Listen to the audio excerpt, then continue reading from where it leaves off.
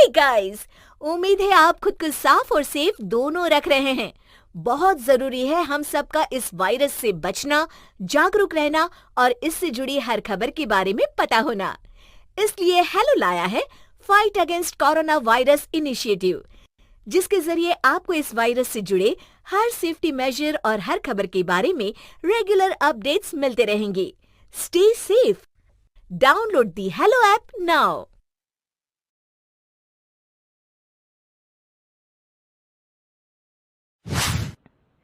लक्ष्मी का अपने घर में पूरा दबदबा था।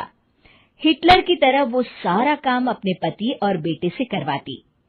धीरे धीरे उसके पति की तबीयत खराब रहने लगी। सुनो जी, अब आप बुजुर्ग हो गए हो, काम में भी अब हाथ आपकी फुर्ती से नहीं चलते। अरे भाग्यवान, भगवान से डर। तुझसे मैंने शादी अपने इकलौते बेटे के अच्छे पालन पोषण के लिए की थी, लेकिन तूने तो उसका बेड़ा गर्क कर दिया। मैंने क्या किया? पढ़ाया लिखाया, अब नौकरी नहीं लग रही तो मैं कैसे जिम्मेदार हो गई? अब घर में बैठकर रोटी तोड़ रहा था तो मैंने कहा काम ही कर ले। एक तो भला करो और ऊपर से बातें सुनो। तभी सारंग वहां आ जाता है। बहुत भूख लगी है माँ, कुछ खाने को दे दो। अब तुम्हारे पापा का हाथ तो चल नहीं रहा है। मैं ही जा रही हूँ आज किचन में, बनाती हूँ कुछ।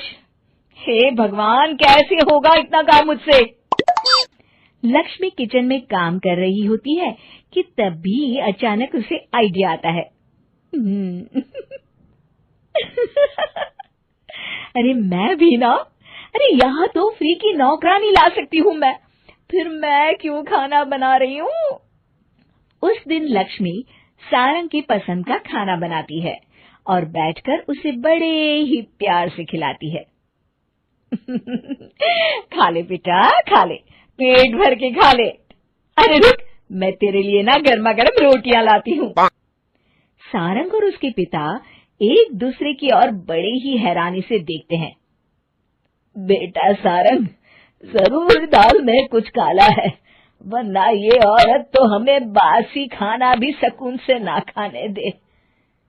सुनील की बात लक्ष्मी सुन लेती है और जोर जोर से चिल्लाने लगती है। अरे हाँ, भलाई का तो जमाना ही नहीं रहा। एक तो आग में खुद को जलाकर तुम लोगों के लिए खाना बना रही हूँ और ऊपर से तुम्हें दाल काली लग रही है। अरे माँ, पिताजी का ये मतलब नहीं था, तुम बुरा मत मानो। अरे हाँ बेटा, तू कहता है तो मान लेती हूँ। लक्ष्मी सारंग के पास बड़े ही प्यार से बैठ जाती है और फिर कहती है, बेटा मैंने ना तेरी शादी करने की सोच ली है। अब तेरे पिताजी के हाथ भी नहीं चलते, तो सोच रही हूँ तेरे लिए बीवी ले आऊं। अब पता नहीं ना मैं भी कब मर जाऊं। अब ऐसे भाग्य भी कहाँ है हमारे। क्या कहा?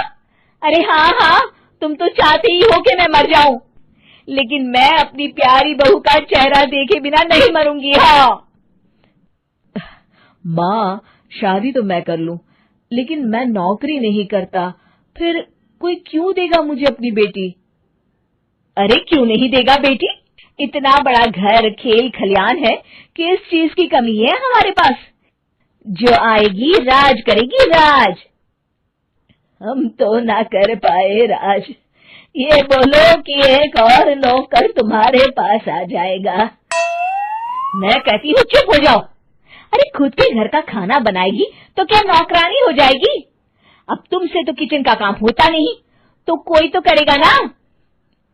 ठीक है माँ, तुम जैसा सही समझो बस। अब मेरी एक शर्त है, लड़की जो भी हो वो दिखने में कैसी भी हो या कहीं की भी हो, बस पढ़ी लिखी होनी चाहिए।